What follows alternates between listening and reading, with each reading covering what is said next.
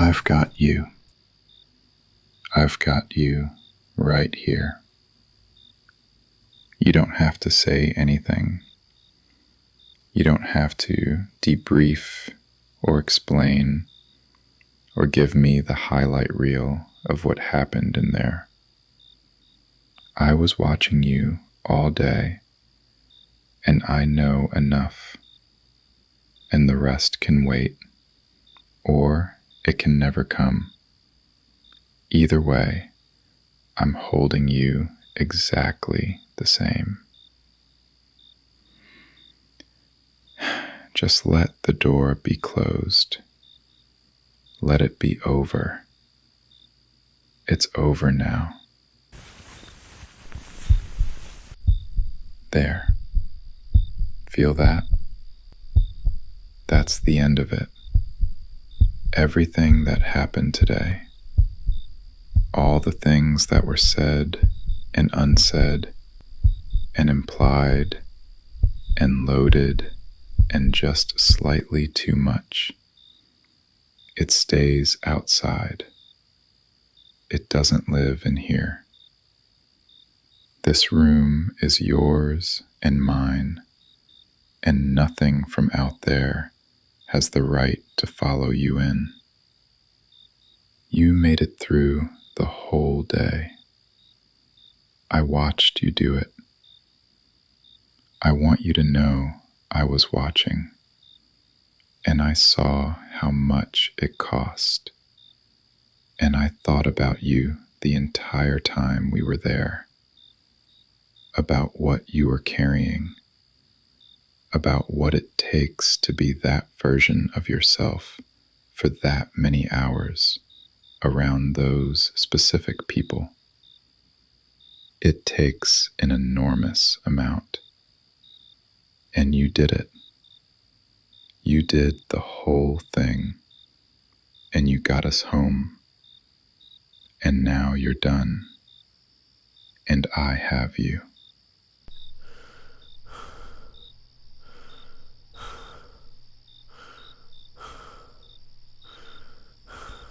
Let it go now. Whatever you've been holding in your chest since this morning, the thing you packed down when someone said something at the table, the thing you swallowed when you were asked the question you always get asked, the thing you smiled through and moved on from because the alternative was not manageable in that room. You can put it down now. You're not in that room anymore. I'm here. This is safe. Put it down. You were extraordinary today. I need to say that before anything else, because I think you need to hear it. And I think the version of you that went into that gathering this morning deserves to be acknowledged properly. The way you held yourself, the patience, the grace under the specific kind of pressure that only family can apply. That particular brand of love that sometimes feels indistinguishable from criticism. That closeness that occasionally acts more like a siege. You navigated all of it. You were kind to people who were not always kind in return. And you showed up completely, and you stayed until it was right to leave. And that required something real from you. I saw the real it required. I was there. Can I tell you what I noticed today? The specific moments. I noticed when the comment was made about the thing it's always made about. And I saw what happened in your eyes when you heard it. that half second where the real response lived before you put the other one in its place. I wanted to reach across the table in that moment. I didn't because I know you, and I know sometimes the reaching draws attention, and attention in those situations makes it worse. But I was reaching in my head the entire time. I noticed when you got up to help in the kitchen and stayed in there longer than necessary, and I understood that the kitchen was quieter than the table, and sometimes you need to borrow the quiet for a few minutes to get back enough to return. I noticed that. I came and stood near you for a minute. I hope that helped even a little. I noticed the exact moment, about 2 hours before we left, when you ran out, when the reserves hit empty and the performance started costing more than you had, and you started to go very slightly somewhere else behind your eyes while your body stayed at the table. I noticed, and I started thinking about how to get us out within the next half hour without making it a thing. I hope the half hour wasn't too long. I did the best I could. Here, I don't want you to be cold. Everything else can wait, but being cold can be fixed right now. You're allowed to feel however you feel about today. I want to say that clearly because I know you. I know that somewhere in you there's already a voice that's trying to manage your feelings about it, trying to put them in perspective, trying to remind you that these are your family and they love you, and everyone has difficult dynamics, and you should probably be more patient or more forgiving or more something. That voice means well. It's also not the voice that needs airtime tonight. Tonight, the voice that gets airtime is the one that says, "Today was hard. Today required something I didn't entirely have to give. Today pressed on places that are already tired. And I am allowed to feel exactly as depleted as I feel, without justifying it or contextualizing it or making it smaller than it is." That voice is true. I'll sit here with that voice as long as it needs to speak. I think about what you carry into those rooms. Not just today, every time. The history of it, the specific weight of a family's accumulated years of dynamic and expectation and old hurt and genuine love all mixed together until you can't always tell which is which.